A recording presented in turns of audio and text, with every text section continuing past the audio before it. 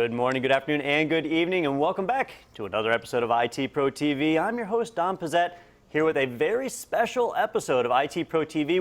We're taking a little time to step away from the certification training and the heavy coding and technical knowledge and stepping back to take a look at a very important issue in the IT world today. So this is a special episode on women in tech. And obviously, I'm probably not the greatest person to cover that topic, so we've had a great opportunity to bring somebody in to help us with this.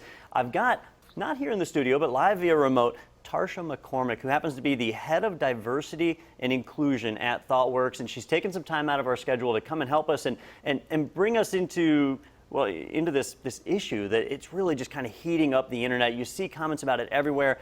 And a lot of people just don't have a great understanding. So she's going to help us kind of coach us through it, explain what's going on, and tell us some of the things that either need to be done or that we can do to make sure that we're addressing this issue. It's a pretty important one. So I think I've talked long enough. Let me introduce you guys with Tarsha. And Tarsha, are you there for me? I am, Don. Thank you for having me. All right, well, thank you for being on the show with us. And let's just start really, really general, because I think there's a lot of misconception on this. When we talk about women in tech, what we're really talking about is a problem. And can you explain what that problem is or what that opportunity is? Yes, Don. So right now, women are graduating with CS degrees at a fairly equal rate as men. Unfortunately, many of them are not making it into or being hired into the workplace at the same rate. And a big part of that problem is oftentimes when we're hiring or interviewing, we tend to gravitate toward people like ourselves. If you have men who are hiring, they typically are going to hire men. All right, Tarsha, you mentioned the hiring managers, and I know this is a big deal, is that it doesn't matter if you've gone to college, you've gotten the education, if you can't get the job that matches up with it, what does it matter? And there's a lot of companies that have put out their diversity reports. I know Google, Facebook, Microsoft, Apple, they've all put out diversity reports, and the hiring rate for women it's considerably lower than men, and most of them are kind of floating around 20 to 22%. So you're talking about the 3 men being hired for every woman. That seems to be a consistent problem, right? Yes, there's definitely a problem, Don. So one of the things that we have done at ThoughtWorks is we try to look beyond just the resume. We really want to get to know the candidates. We try to cast a larger net. So we aren't just purely focusing on a few schools. We're not looking at just Ivy League schools. So when you're sourcing from a larger pool of institutions as well as meetups, you tend to get a broader group of candidates. But we also look outside of the computer science department, which is where you can find a lot of eligible candidates. If you look for people who have curiosity and passion and intellect about IT, you will get people who are eligible and who are capable of being successful in IT. I think that's the first step. You also have to have a plan. You have to be very intentional. Otherwise, you aren't going to be successful and you're going to get the same type of candidates coming into your interview process. Another thing that has really helped for us is that we have a diverse interview panel. So there's always going to be at least one woman on the interview panel. We also do paired interviews, and that helps to cut down on some unconscious bias as well. And so when you have the plan, and you have to have a holistic plan that will get more women into your organization. And then, of course, you have to talk about how you retain them and support them as well. I tried to do a little research before the show. I wanted to have some good numbers and make sure that I had a good basis of knowledge before we jumped in here. And one problem I bumped into is when I was reading these diversity reports is what counts as tech? When we talk about, we want to hire women in IT type positions. If you have a company like Apple, I could say, hey, that whole company is tech. So it doesn't matter if you're a programmer, a hardware engineer, or if you're working in the mailroom, it's a tech company. Does that count? What exactly are we classifying as tech? So what we're classifying as tech are programmer roles, the quality assurance roles, if there's a technical business analyst. Those are the roles that are typically classified as quote unquote tech roles. Programs like the Girls Who Code program, where they're trying to get people into that role. And there's other tech jobs, other tech areas, which I'm sure they suffer from the similar disparity, right? If we might be focusing on development today because we know programmers, there's a lot of jobs out there, there's a lot of great opportunity, but it's probably the same across engineering and other areas too, would you think? Yes, I definitely think that it's the same across all of STEM and other roles. One of the things that has been really successful for us is our associate consulting program, which is an entry-level program where we take recent college graduates and we train them for the first 2 years. We've had tremendous success in this program, and we have a goal of having 50% women in this program. And the first 5 weeks are in one of our offices in India, but upon returning to the U.S., there is additional coaching and support and mentoring that is available to everyone who goes through that program. And since starting that program, we have now seen women go on to go back to be trainers as well as lead some of our larger projects. And so again, I think you have to have a plan and you have to be intentional, because otherwise it's just not going to work. We've got a fairly small development team. I believe we have 4 developers, and of the developers, one is the manager. She's actually female, and then we have 3 males on the dev team. And when we put out those positions to recruit them, we really didn't. There was one time where we put out the position and we didn't get a single female applicant. It just didn't even come to us for us to even accidentally apply by. It just didn't come in. And I know the candidates are out there. And so you mentioned like your mentoring program. If you're a company like us and you're looking to make sure that you establish that diversity, where can we go to make sure that we're finding those candidates? Because I know they're out there, right? Yes, they are definitely out there. There are some great meetups like Women Who Code. There's the Anita Borg Institute that runs the Grace Hopper Conference. These are, wonderful organizations for being able to recruit women in IT. And you know what? You may not get any women who apply, but if you're going to the right sources and you're putting forth a good faith effort, chances are you will probably get some women in your pipeline. The most visible symptom of all of this is the fact that there's just not a lot of women in those development jobs right now. But the cause is a little harder to nail down. We know that the hiring process, that's one obstacle. But there's obstacles in college too, and I know on the Girls Who Code website, they had a couple of statistics. I just want to read these off real quick. One of them said, women today represent 18% of all computer science graduates. In 1984, they represented 37%. So we've actually seen a decrease in women in those positions. And then they say, while 57% of bachelor's degrees are earned by women, just 12% of those are computer science degrees, which are then awarded to women. So we're seeing basically decreasing, according to these statistics, decreasing women in those positions in college, which means when graduation rolls around, it's going to be less candidates out in the field. So are the things being done to encourage women to move into those fields in college so they can then enter that work area, or are we just kind of focused on the hiring process right now? No, you definitely have to start early, and there's some research out there that suggests that you have to start as early as middle school to get girls interested in technology. But the key is, how do you continue to engage them and keep them interested? And part of one of the things that your organization can do is be a partner with the community, be a partner with the schools. Continue to work with them and to engage with the middle schools to make them interested. That's one thing. Also, what we found with some of the colleges that we've worked with locally in Atlanta, some of the students are afraid to reach out for help because they aren't allowed to pair on some of their assignments. And we're all about Agile here at ThoughtWorks and pairing. And if you can't reach out to get support, some people get discouraged and they end up leaving the major. So that has been an issue as well. And so I think we have to sort of attack it at various different levels, creating internship programs and community outreach programs, and continuing to work with some of the local meetups. But also, once you do hire women in tech, it's important that you continue to try to support them and encourage them and put them in leadership opportunities, because they are in turn going to mentor and grow the next level of women. And so it's a ripple effect.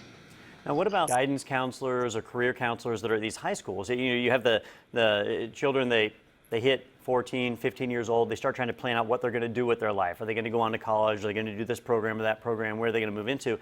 And they usually rely on those counselors to get that. Is somebody working with those counselors to make sure they encourage these positions? Because honestly, it's a growth industry. We know that the development is going to continue to grow and grow and grow. They're high-paying jobs. They're great jobs to have. It's definitely something we should be encouraging people to move into. Is there somebody working with those positions, or are we just seeing resistance there? What's kind of the status of that?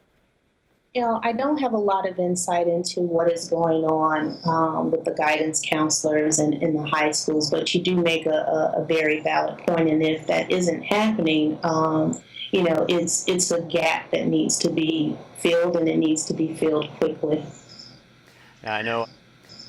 From my experience, not as a woman in tech, but just as a former high school student, right? My high school counselor said, you should really consider joining the Army. That was the career advice that I got. And well, that's great, but there's a lot of different opportunities out there that I just didn't have a chance to learn about. So yeah, that kind of starts early. Let's go on the flip side of it. So we talked about when we have women who are children, so just when they're learning and starting to figure out where they want to go in life, getting them into the college programs. We talked about when they come out of college and they go into IT and get a job. But another statistic that I saw out there, let me see what I did with that one, was basically talking about how difficult it was to retain women in IT, that we might take a perfectly trained developer, put her in a position out there with a tech company, and then after a year or two, things don't work out and they exit the IT field entirely. In fact, here it is, I found it was on Boardroom Insider. They had a couple of different kind of quotes that were out there, but one of the ones they had was that,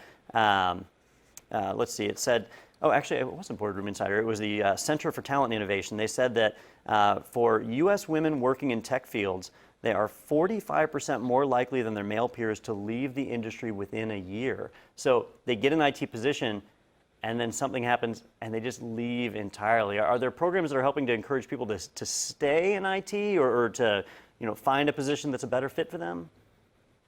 Yeah, so I'm not aware of any positions that are, or any organizations that are encouraging people to remain in IT. Definitely, organizations like Women Who Code, who offer a support network and celebrate women, help a lot, right? Some of the things that you can do to look at retention is making sure that there is a support group available, right? Employee resource groups help a lot. Providing support, providing some mentoring helps as well. Looking at your benefits, honestly, right? Are your benefits one that women will want to stay? What do your maternity leave benefits look like? Do you offer flexible work arrangements? Another thing is, are there leadership opportunities? What do growth opportunities look like? So these are all things that I think we have to consider that play a role in being able to retain women. We've got this support structure that is there to help women get these jobs. And then you don't want to just get the job and abandon that group if you're in Women in Tech or one of those other groups that are Women Who Code, that you stay engaged. And you stay engaged because you can help other people, but you can also help yourself if you need to. If you need to look for another position, you may find that within that organization. You mentioned, I want to make sure that we hit on these. There was Women Who Code, and it was it Celebrate Women? Women Who Code and the Anita Borg Institute. Okay. And we'll post some URLs with the show notes. That way you guys have it and you can go and check those out. And you suggested if there isn't one of these support groups in your area that you could potentially form one. Is that a difficult thing to do? No, not at all. There are a lot of great meetups out there, many of whom we partner with and welcome in our space. But it's a quick Google search. Excellent. You know, it was funny in doing research for all this, trying to figure out what to cover and what to talk about. I was inundated with statistics because people are really focusing on this, and you see these diversity reports that are so important that they're posting them so much. And one of the first things that I came across was this article, and it said. It was the Fortune, I think it was the Fortune 100 list.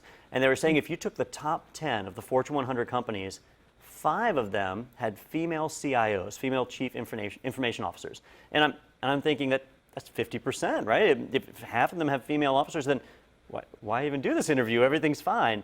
But the trick was if you expanded it out to the full Fortune 100, it was only 24 of the 100. It was 24%, and then there's that disparity. So we have to be kind of careful with the statistics we use because some of them are a little more pointed. So let's set statistics aside, and your involvement with ThoughtWorks, you're out there in the community, you've seen this. How bad is it from your perspective? What's the kind of level of disparity that you're seeing? Well, the good thing is that there has been a lot of attention drawn to the matter in the last couple of years, and things have gotten slightly better. But it still isn't where it should be, and there's still a lot of work to do. Even if I look at some of the success that we've had with being able to hire and retain women, we still have a lot of work to do. So it's still pretty bad, Don, to be honest with you.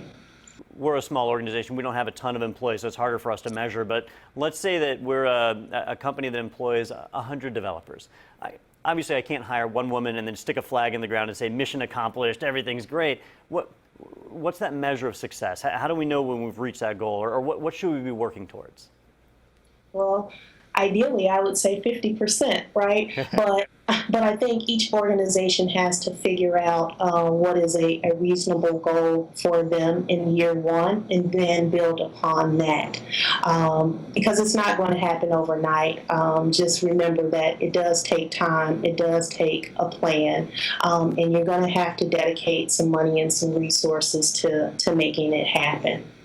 So if your goal is 10% for the first year, then that's great. You're making progress. And I think that's what you ultimately want to look at is year over year. Are those numbers increasing? Are the percentages going up? You mentioned the attention, right? So we are seeing a lot of attention being drawn to this. It's in the press, and we're seeing some big strides. I know one of the neater ones that we had is we're in contact with a lot of different tech companies. We get to reach out and communicate with a bunch of people. And a while back, I know I've done interviews with a few different people, like Anne Barron DiCamillo, who she was the head of the U.S. CERT, which was a big deal to have a woman in that position, that position of leadership over a big government organization. We have the CTO of the United States now is filled by a female, Megan Smith, and let me tell you, in the IT community, there are people that they look to her like a rock star. I know we had a chance to talk to Ingrid over at Microsoft, one of the education evangelists there, and she had a chance to meet Megan, and it was like she was starstruck. So we are seeing that movement. We are seeing that improvement, but it's just going to take a while, I imagine. Hopefully, we can square that away. Now, we've been focusing on women as like a general group. Is it even worth breaking that down into like race or economic background, or is it just such a big problem that it's better to handle it by gender? So that's a great question. I think the focus right now has been on women, but I think what we're going to start to see is a shift to look at more intersections of diversity. And so we are going to start looking at race and sexual orientation and how all of these intersect with each other. And I think when you dissect it a little bit and you start to look at race, you're going to see an even smaller percent of women. Yeah, it's something that I guess you have to solve one piece of the puzzle at a time before it all can fall together. Now, obviously you do great work with ThoughtWorks, and your position, head of diversity inclusion, the fact the organization has a position that is specifically for that, puts you in a position where you're able to do a lot. What are some of the things that you've done to help ensure that ThoughtWorks and other organizations are making those improvements?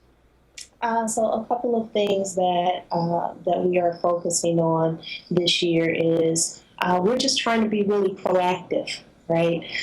So we're looking at our benefits. We're making sure that training is happening. So on gender diversity, unconscious bias training, sexism in the workplace, we're trying to educate people and make them aware. And we formed a diversity council that's comprised of employees from all of our offices in different communities. We want to understand what's important to them because we can come up with a plan, right? But if it doesn't resonate with the employees and if it's something that they don't feel is important, then it doesn't make sense. So we have to get the buy-in of the employees. We're also looking at leadership development programs as well, which is key. We're looking at retention because we can get the bodies in the seats, so to speak, but if we can't keep them, then it doesn't make sense. And lastly, we're focusing on how we tell our story. We know we still have a long way to go, but we think that we've been doing some great work here, and we want to share that with the rest of the community and with the rest of the IT industry as well. I know we're starting to run a little low on time, but let's talk about advice. So what advice would you give to our female viewers that are looking to get into a technology career to make sure that they don't kind of fall into this rut of being excluded, even if it's accidentally? Okay. So the advice that I would give is to make sure that you stay up to date on the latest technology and trends, but also look for horizons where you can apply your skill set. I would also say to make sure that you research the companies that you're interested in, right? So go to their website, see if there is a diversity and inclusion statement out there. Are there women who hold leadership positions within the company and within technology? Is there anything on the website about growth opportunities and leadership development? I would also say, find a support group, find a meetup group, stay connected to other women in the industry, and if things get tough, please don't leave. Stay in technology. All right, let's kind of look from the other angle. What advice would you give to companies that are trying to become more, I mean, if you have 100 developers and they're all male, we can't let go half our staff tonight and hire 50% female overnight. So it's got to be a progression over time. What advice would you give to organizations that are trying to do that? Yeah, so some of the stuff we've already talked about. Again, I think the first one is making a plan, right? You have to be intentional about it. Try to create a holistic plan that includes recruiting and retention as well. Make sure that you are not only going to a few schools and meetups to recruit, but you are going to a variety. You have different sources that you're going to recruit from, and maybe consider people who don't have a CS degree. That will give you a broader pool of candidates, and from there, review your hiring process. Right? Make sure that you have a diverse interview panel as well. And then from there, make sure that you are connecting the women into the organization with other women and other mentors to make them successful. Excellent. It's great advice, and it's definitely something that's actionable. It's not just this kind of pipe dream. It's very easy to implement that. So excellent advice. Well, Tarsha, I think we're out of time on this one, so this is a good spot for us to wrap it up. I really appreciate you being on the show with us and taking time to talk about this. It's a hot topic. It's something that a lot of people need to learn about. We need to increase education on it, and obviously I'm not necessarily the greatest person to present that information, so I appreciate you stepping in for me and providing that for us. Do you have any final comments you want to add in? Final comment would be, again, for women to please remain in technology. It's really important to help grow and mentor the next generation, and to the companies out there, just keep in mind that it's going to take time. It's not going to happen overnight. A lot of the success that we've had at ThoughtWorks is because we started to focus on this issue many years ago before it was popular, and we did it not because there was a business case. There certainly is a business case, but we do it because we feel it's the right thing to do and we want to redress some historic wrongs. So don't give up. Continue to work at it, and you'll see some success in it. Excellent. Good advice for anyone. All right. Well, Tarsha, thanks again for being on the show. And for our viewers out there, thank you guys for watching. This has been another episode of IT Pro TV. Thanks for watching, and we'll see you next time.